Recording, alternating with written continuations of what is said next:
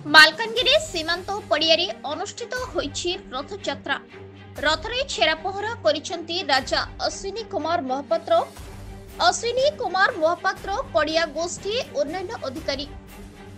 ओडिशार विभिन्न स्थान में रथयात्रा हेउतिले भी मालकानगिरी जिला पड़ियाठारे भी बड़ धूमधाम रे पालन होईछि जगन्नाथ महाप्रभुंकर रथयात्रा।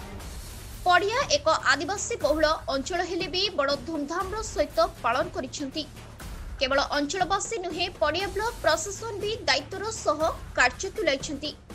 रथरे रथ परिचालना करबा पई मालकानगिरी आंचलिक उच्च विद्यालय अध्यक्ष श्री परमानंद महापात्र, पड़िया स्वास्थ्य केन्द्र फार्मासिस्ट अश्विनी कुमार विषयक सह डाहुक रूपे बाबाजी चरण सेठी कार्य तुलाइथिले। रथयात्रा पड़िया को मालकानगिरी विधायक श्री नरसिंह मार्कामी उपस्थित रहिबा सह ठाकुर को दर्शन करी लोकक सहित मिसिथिले। पड़िया एक आदिवासी अध्युषित अंचल एवं जगन्नाथ हेउछंती आदिवासी मानकर आराध्य एवं परवर्ती पर्याय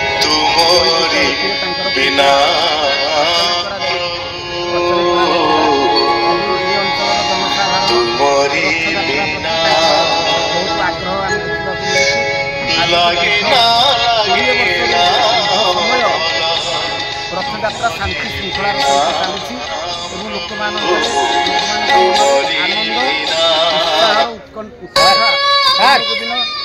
अधिक मात्रा देखा जगन्नाथ होती एक सर्वधर्म समन्वयर प्रतीक। एटे किसी जातिवाद धर्मवाद सबू लीन रही। से केतेबेले राम केतेबेले कृष्ण केतेबेले बुद्ध केतेबेले पंजाबी मानकर नानक एवं केतेबेले आल्ला जी जे रूप में आसी से रूप में देखी। एवं जगन्नाथ होउछन जने विस्मय ठाकुर एवं समस्त रहस्य एवं पृथ्वीर समस्त मतवाद जगन्नाथ संस्कृति में लीन हो जाइछि।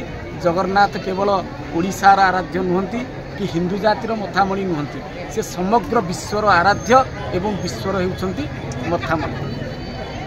एतिक मु कहूची एवं आशा करुच्ची आम पड़ियारे यही यात्रा दीर्घ दिन धरी चालू एवं यह यात्रा जो मैंने प्रथम स्टार्ट करते से अनेकंकर काल हो गलानी। काल होते भी दिन को दिन लोक मानकर एप्रति आग्रह एवं उत्साह बढ़ुची एवं अधिकरू अधिक जनसाधारण समावेश होउची एवं छत्तीसगढ़ अंचल भाई माने मध्य आसी रथयात्रार मजा नेउछंती एवं एते रथयात्रा एक गणपर्व परिणत होउची। यह अत्यंत आनंद एवं आम मान पई गर्व एवं गौरवर विषय कही मोर वक्तव्य समाप्त करुची। जय जगन्नाथ, जय हिंद, जय भारत। मालकानगिरी जिला पड़िया ब्लॉक के नागेश्वर राव को रिपोर्ट, संघर्ष टीवी।